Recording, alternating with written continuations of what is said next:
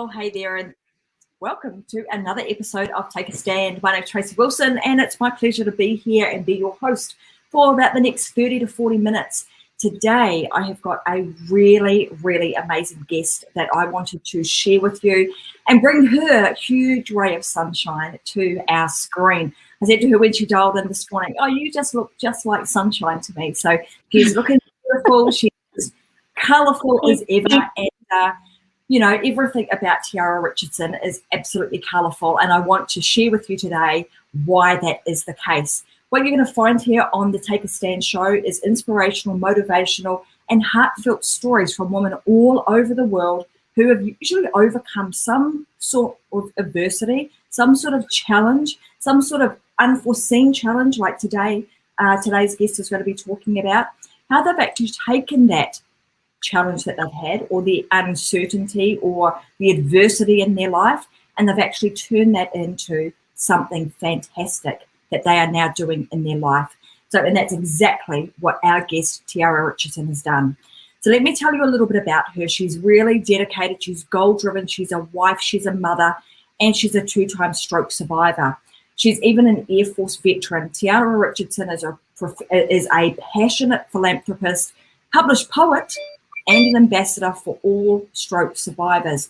She is passionate about empowering people to thrive and not just survive. So with that being said, I want to welcome Tiera to the Take a Stand show. It's fantastic to have her here. And before she gets to speak, I'm going to ask her to take herself off mute.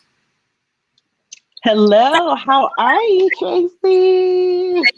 Thank you very much for being here. Look, after reading your story and speaking with you, it's like there are some women that I get to speak to that are just like seriously wow. And you being able to now stepping up and sharing your story with others to show that no matter what happens in life, that you can continue to move forward, you can go on to do wonderful things that actually start to leave a real mark on society and start to create a legacy.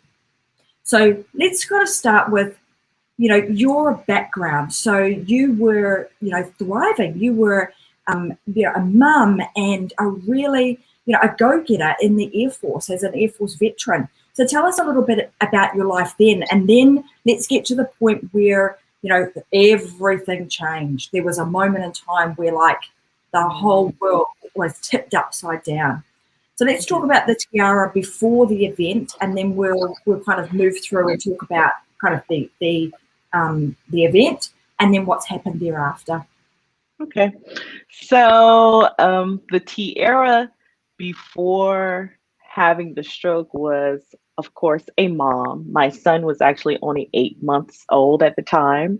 I was in my second year of marriage, and I was on active duty with the Air Force. Before that, I was actually working with a nonprofit, which is the Boys and Girls Club of America, because I was a director for a long time working with at-risk youth as well. Not only that, I was actually a business partner with my husband, working within our business, teaching financial literacy in real estate investing, and really working on building a legacy even outside of my 9 to 5. I was really, really dogmatic about building something for myself, changing the trajectory of my family's life, breaking generational curses that I felt that was there. And that's what everything was about. I was just going hard in the paint and not wanting to look back. And then all of a sudden, this actually happened, and which is so ironic, it actually happened at an event that my husband and I were at for our business.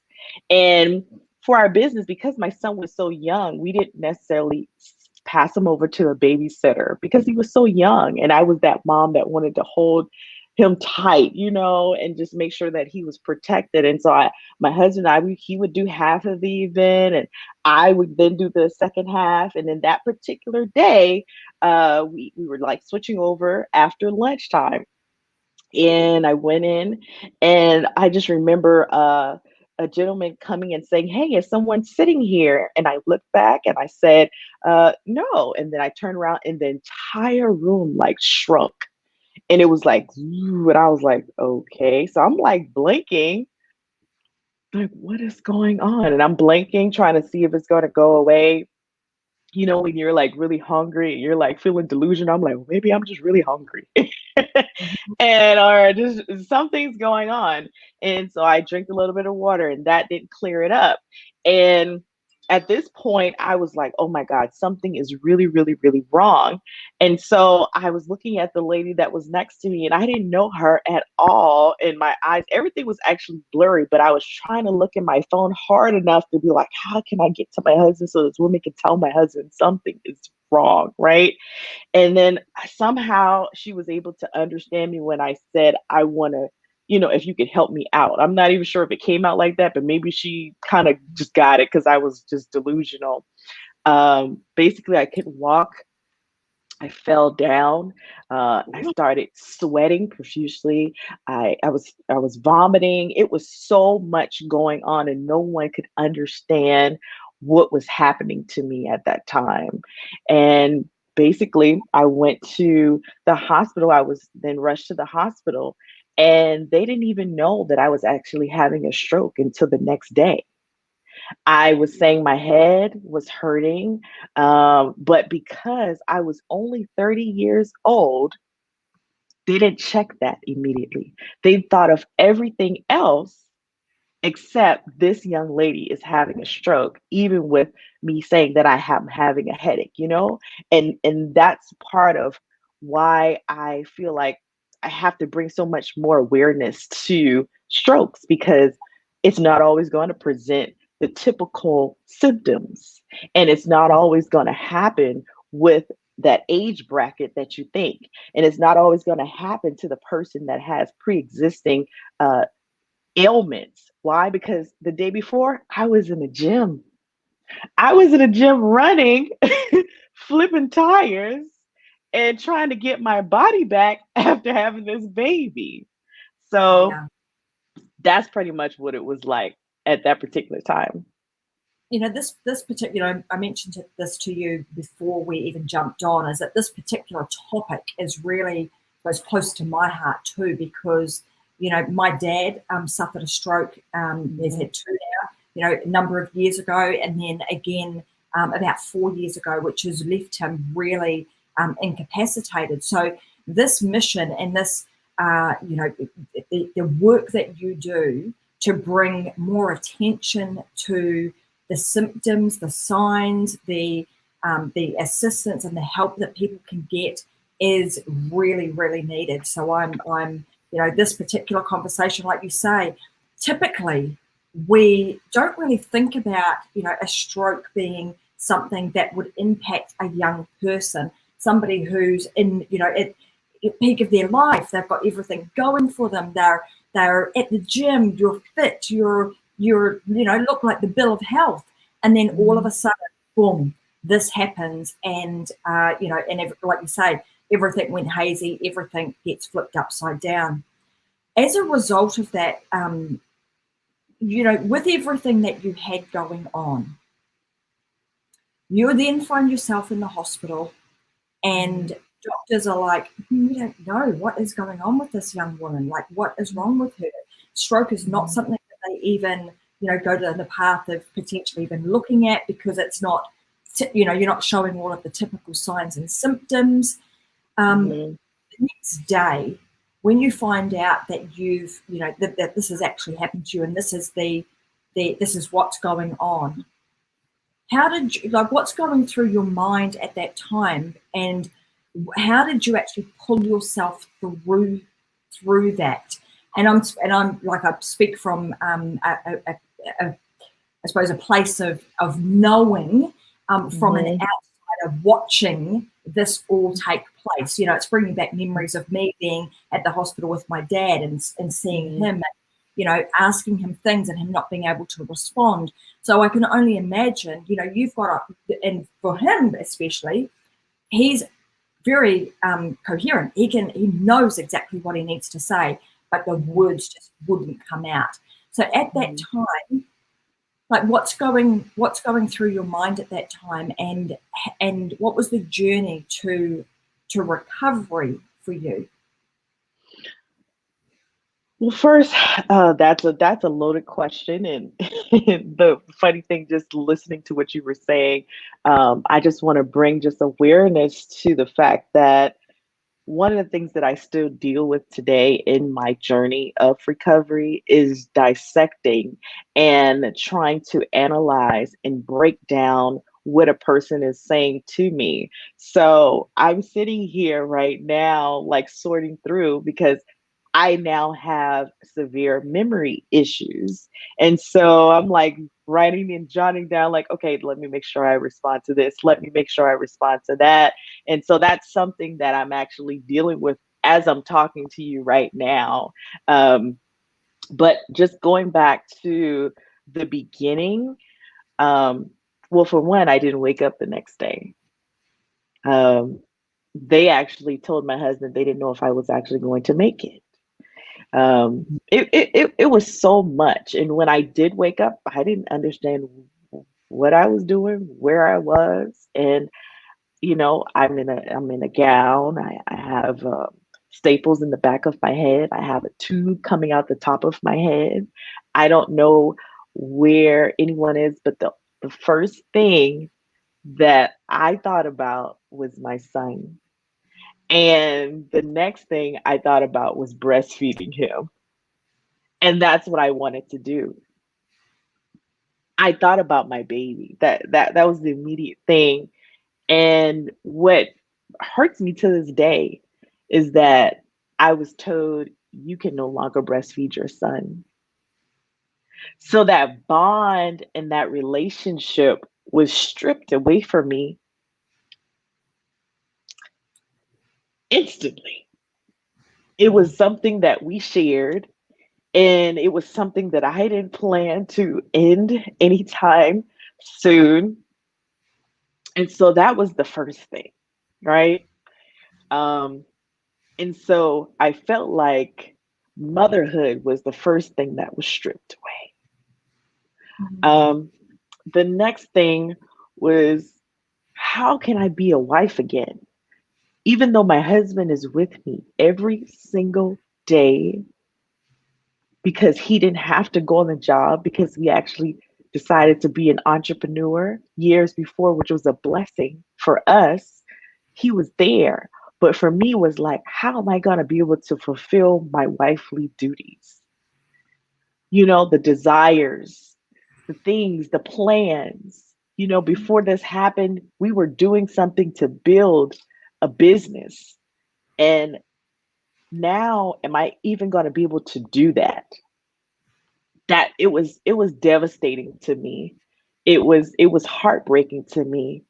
And up to this point, it's been learning who I am, redefining who I am post stroke. It's so hard for you to gather all of the things that you've lost. And so what you're doing is trying to hold on to everything that you feel that you've kept. And you're working with that. And that's my main goal here, is to show each and every stroke survivor or traumatic brain injury survivor that you do have something left that you can work with, that the world still needs. So that's been my road to recovery. My road to recovery has been, in physical therapy, in occupational therapy, in speech therapy.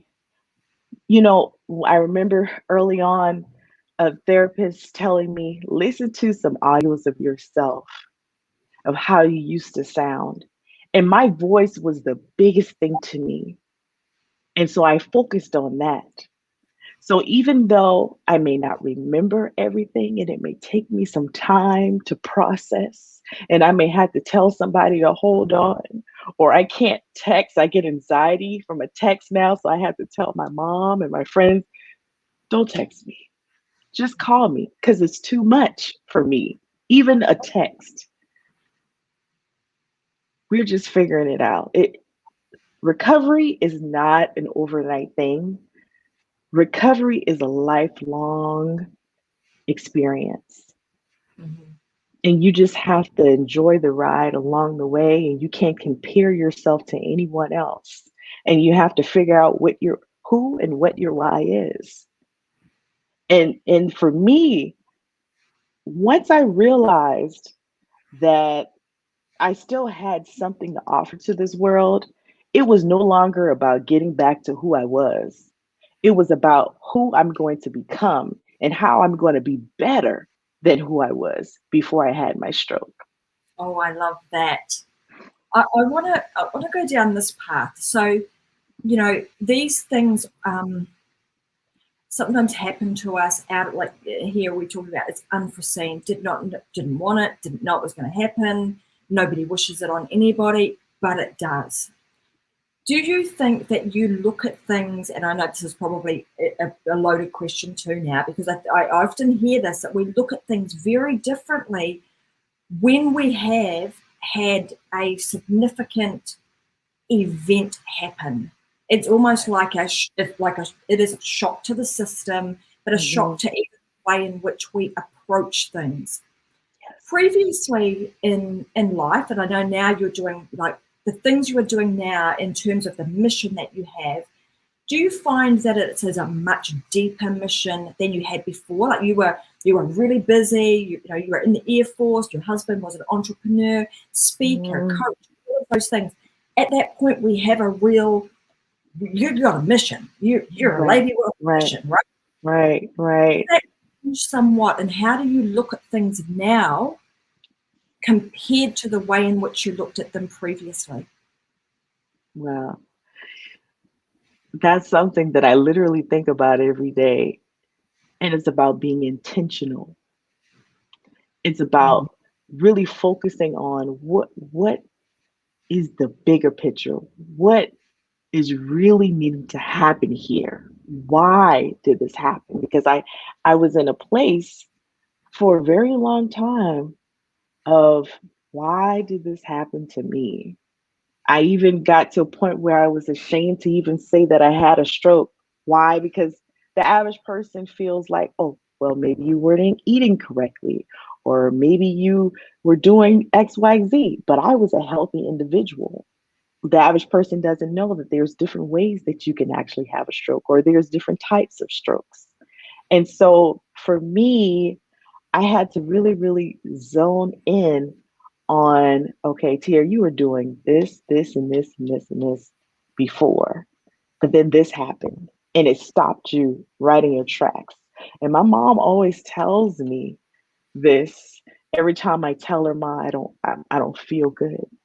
I'm tired because I suffer from chronic fatigue. Some days I can't get out the bed. And she said, God took you out the rat race so you can run your own race. oh, wise lady. And so I'm just really, really focused on what and who I'm going to impact.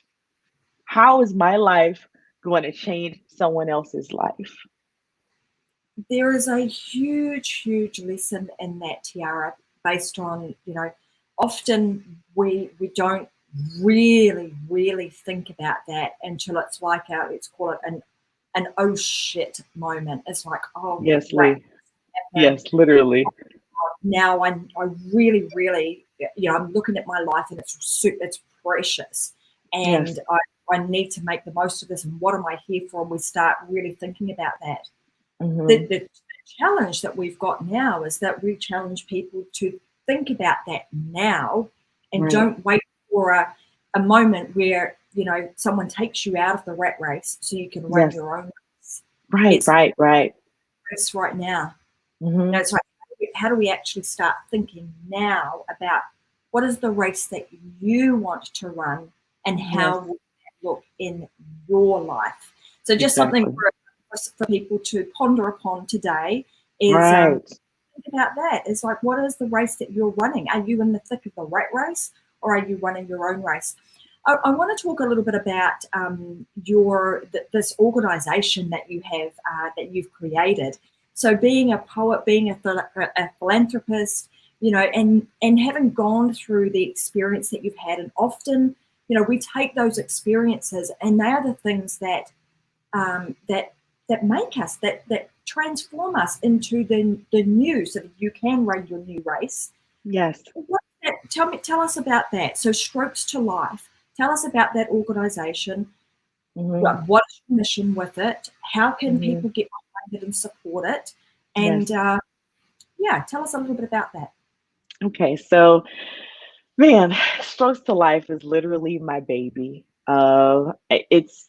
It's definitely something that comes from the heart, and I wake up every morning thinking about, and I go to bed every night thinking about, because I know that there is 15 million people that are having a stroke worldwide each year. There's 795,000 people that are having a stroke each year in the US and in Canada, all over the world. There's a stroke happening everywhere, and there's someone trying to pick their life up and figure out what is next. How can I navigate through this? And so, Strokes to Life is simply here to bring awareness, because there's someone that needs to learn this information that could potentially be at risk. And it may not be a family history of strokes, but it's something else that may need to be paid attention to, that could be contributing or could potentially cause a stroke in the future. And then we're here to actually allow a survivor to thrive amid this catastrophic event. It's something unforeseen, and the average person is not prepared to be knocked off their feet, to not be able to walk, to not be able to talk, to not be able to wipe themselves. And for me, I was fortunate to have a husband that has been by my side and became not only my soulmate, but also my caregiver, and had to sacrifice so much to take care of me. And I want to be that person to uplift that person that may not have that support, that may not have a mother that calls them every single day to see how they're doing, that may not have a child that looks them in their eyes and say, hey, I need you to wake up. I need you to get up.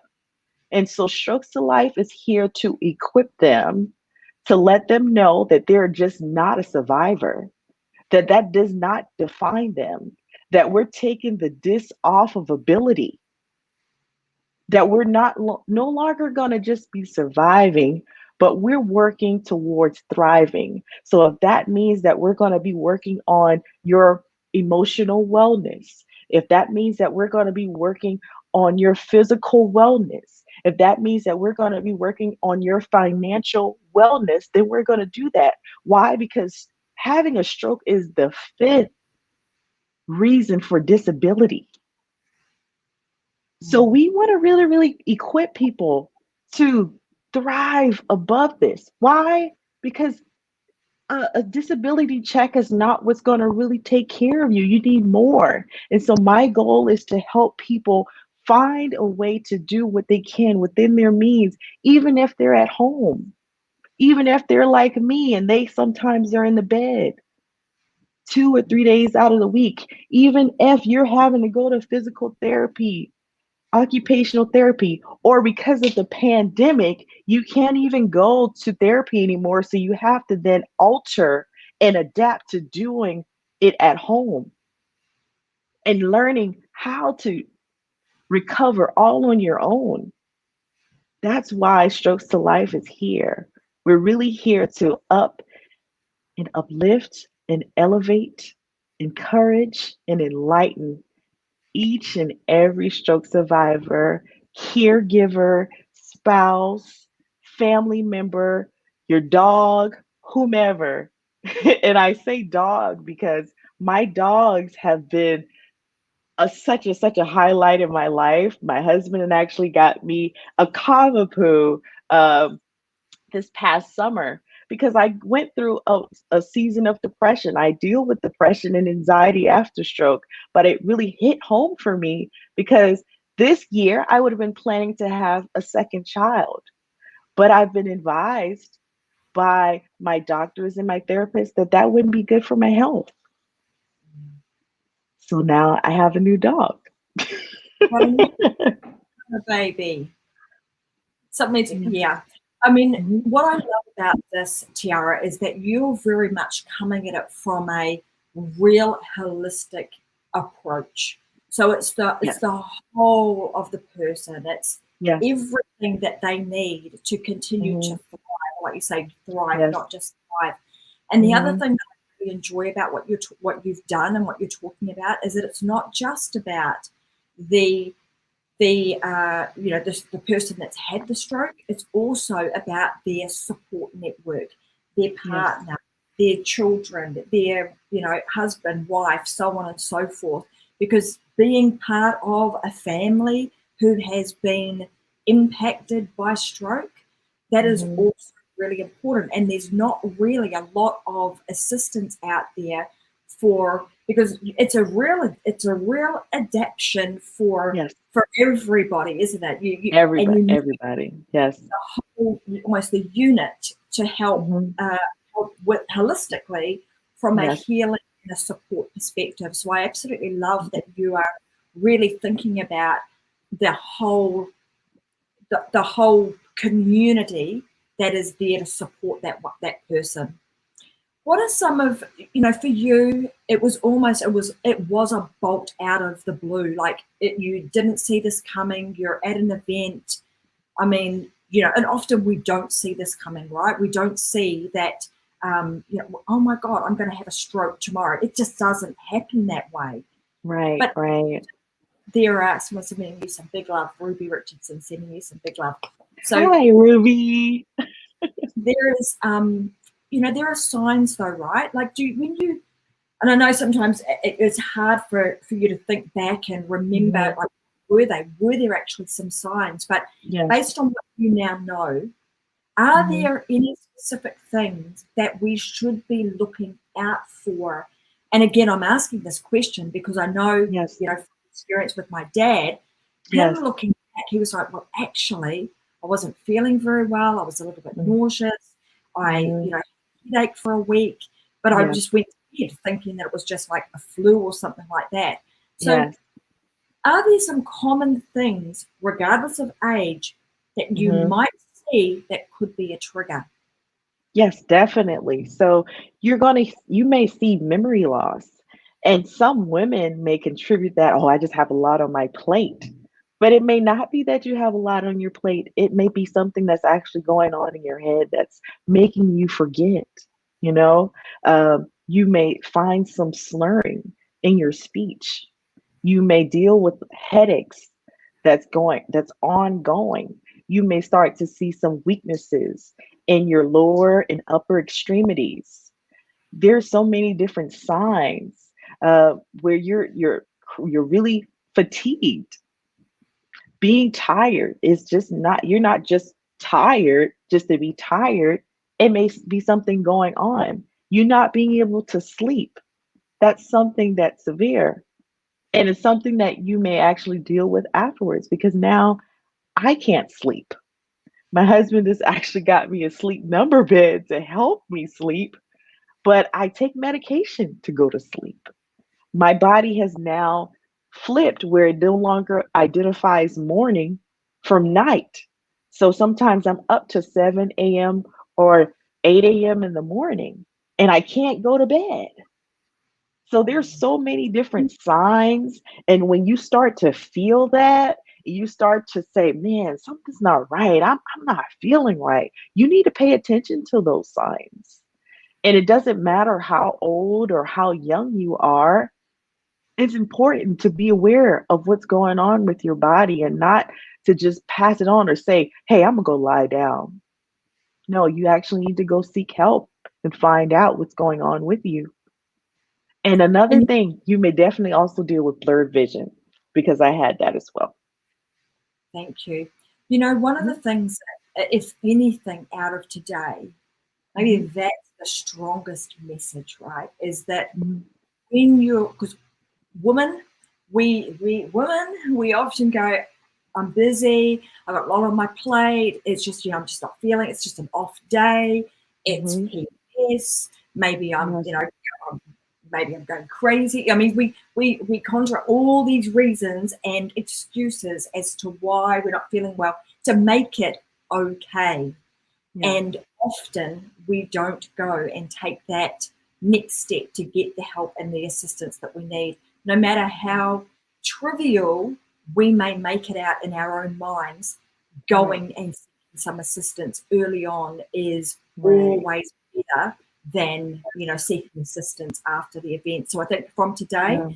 maybe Mhm. one of the messages from here is that when you're not feeling well, ladies, we need to go and get all of our bits checked, do all the right things that we're Yes. supposed to do. Yes. When we're Mhm. feeling well, we go get the help that we need, and and stop kind of putting ourselves secondary to a lot of other things. So I want to thank Yes. you for sharing that, because that's a really powerful message Mhm. that needs to be heard Mhm. more frequently. So Yes. the things that I want to ask you now before we sort of wrap up today, because Mhm. what you are doing, Tiera, is short of amazing. You being able Mhm. to bounce back from this, being Mhm.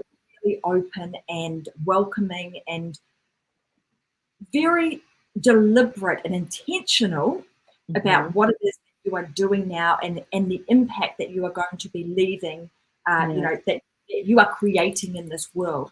So Yes.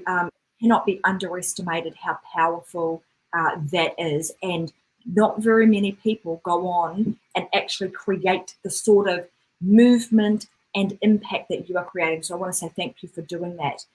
Thank I want to you. also give everybody an opportunity to hear more about you. So where are the best places that they can go to find out more about strokestolife.org, which is a website that you can go to, so Mhm. www.strokestolife.org. But if they want to hear Yes. more about Tiera, where can they go and hear more about you?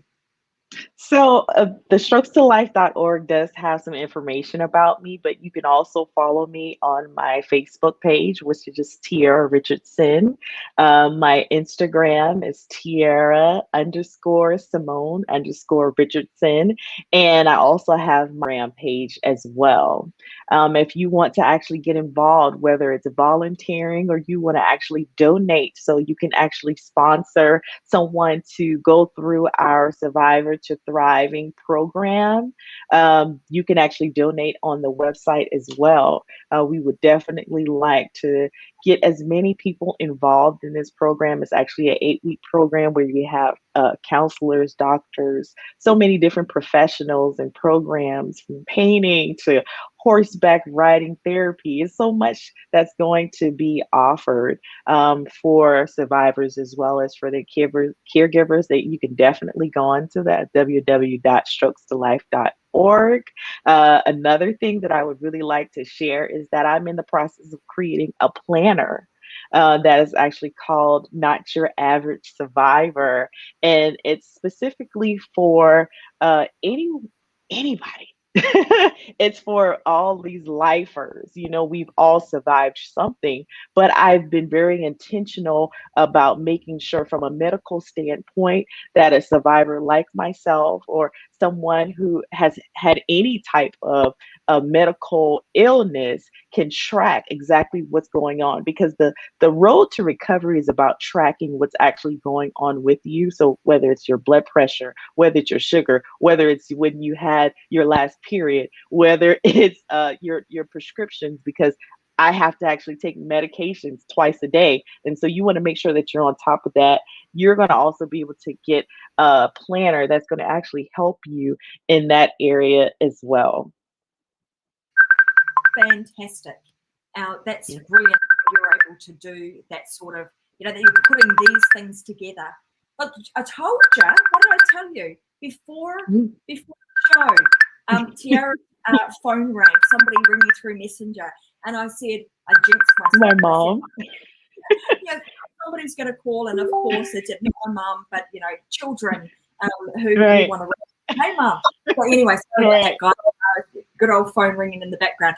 So, you know, the things that you are doing are amazing. So I want to leave, I want to ask you this question, because this is your moment to kind of leave a really powerful impact on our viewers.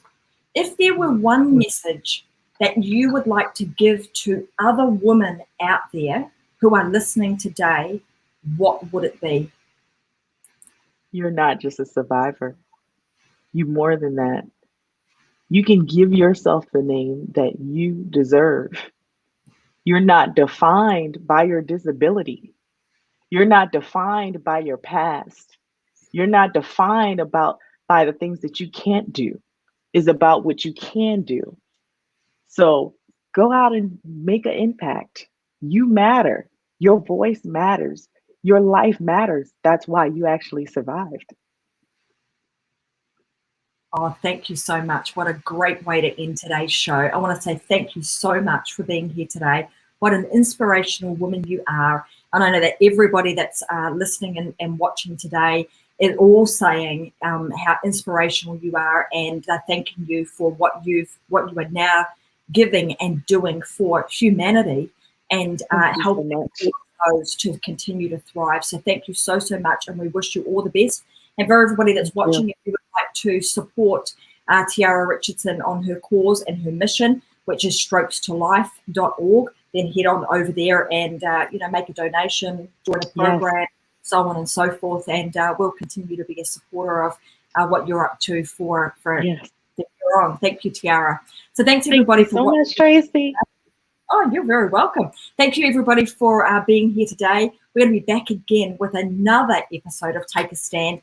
On this show, like I said, we have inspirational women from all over the world. They're either sharing their story of recovery like Tiera has today. She has taken that unforeseen life circumstance and event and actually turned that into a driving, powerful force and a mission and a legacy that she's now creating. So we'll have more women just like her and others that are actually thriving in their business, their family, and life, and who are taking a stand. They're actually standing firm, standing up, and standing out with whatever it is that they are making a difference in the world and right now. So thank you so much. And if you know an amazing woman that should absolutely be on the show, then you want to make sure that they get in touch with me so I can get them here. All right, guys, I want to say thanks so much for being here, and bye for now. Thanks, Tiera. Thank you, Tracy. Talk to you soon. Bye-bye.